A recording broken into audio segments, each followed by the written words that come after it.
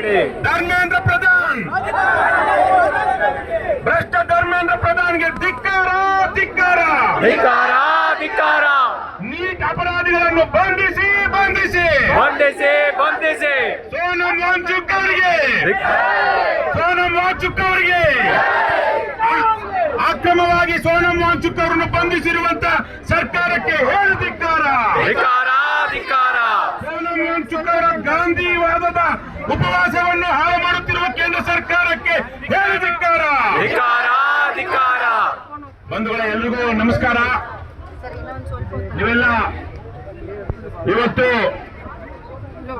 Neat ಪರೀಕ್ಷೆಯಲ್ಲಿ ಆಗ್ತಾ ಇರುವಂತಹ ಅಕ್ರಮಗಳನ್ನ, ಅದರಲ್ಲಿ ಲಾಭ ಮಾಡಿಕೊಂಡಿರುವಂತಹ ಕ್ರಿಮಿನಲ್ಗಳನ್ನ ವಿರೋಧಿಸಿ ತನಿಖೆ ಆಗಬೇಕು.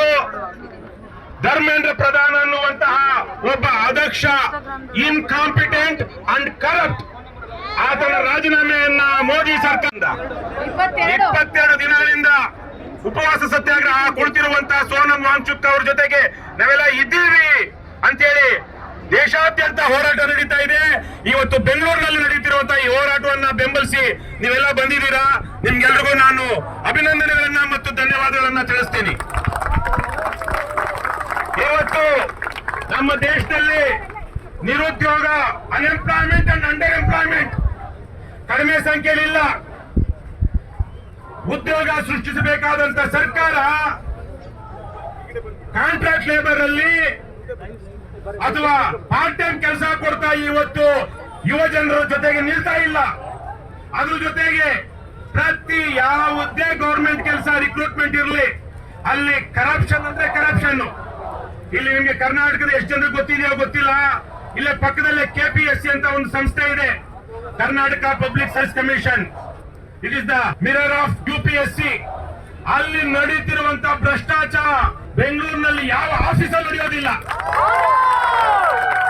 ಅವನೊಬ್ಬ ಇದ್ದ, ಏನೋ ಸಾಹುಕಾರ ಅಂತ KPSC ಚೇರ್ಮನ್. ಅವನ ಇಬ್ಬರು ಮಕ್ಕಳಿಗೆ ಅವನೇ ಇಂಟರ್ವ್ಯೂ ಮಾಡ್ತಾನೆ.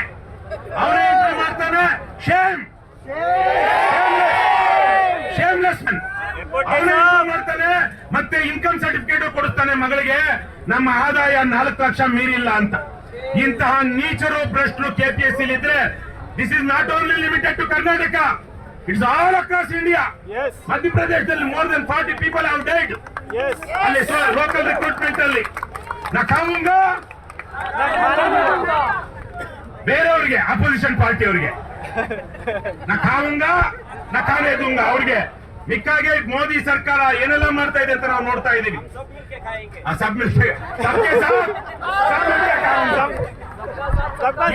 ಮಾಡ್ತಿದೆ. ಇವತ್ತೊಂದು ನೀಟ್ ಪರೀಕ್ಷೆಯನ್ನ ಒಂದು ಸರಿಯಾಗಿ ನಿರ್ವಹಿಸೋದಕ್ಕೆ ಯೋಗ್ಯತೆ ಇಲ್ಲ ಅಂತ ವ್ಯಕ್ತಿಯನ್ನ ಇವತ್ತು education minister, who is our first education minister, who is independent India's first education minister, Maulana Abul Kalam Azad. Maulana Abul Kalam ಜನ ಗಾಂಧಿಯನ್, ಆ ತರ ಜನ ಇದ್ದಂತ ಇದರಲ್ಲಿ ಈ ಧರ್ಮೇಂದ್ರ ಪ್ರಧಾನ್ ಅನ್ನುವಂತಹ ಒಬ್ಬ incompetent, arrogant and shameless man.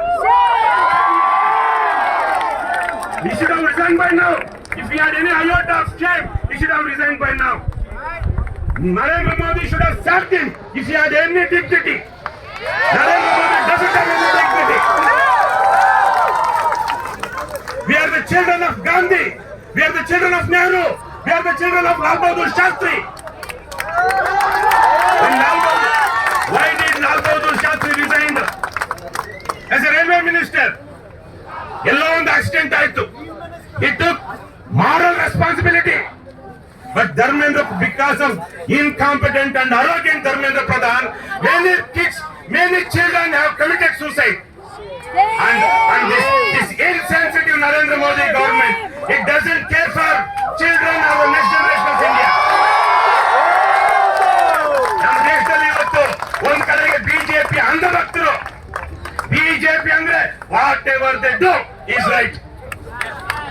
Whatever BJP does is good. Andhbhakt, they are nothing but andhbhakt, blind fellows. At the same time, we have incompetent and dynasty politics. Corrupt and dynasty politics, which is identified as Congress and other regional political parties. ಒಂದು ಕಡೆ ಕಾಂಗ್ರೆಸ್ ನ ಗುಲಾಮರು, ಇನ್ನೊಂದು ಕಡೆ BJP ಅಂಧಭಕ್ತರು, slaves of Congress and blind devotees of BJP. Are we that? Aren't we Indians? Yes! Aren't we citizens of this country? Yes! Should we oppose BJP?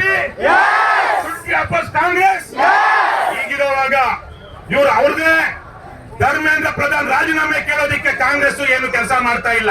So and our chief justice of India is so insensitive. Yes! He is so insensitive. Yes! He tells you. Cockroach ಏನಂತಾರೆ? Cockroach ಏನಂತಾರೆ? ಕನ್ನಡದಲ್ಲ, ಹಿಂದಿಲಿ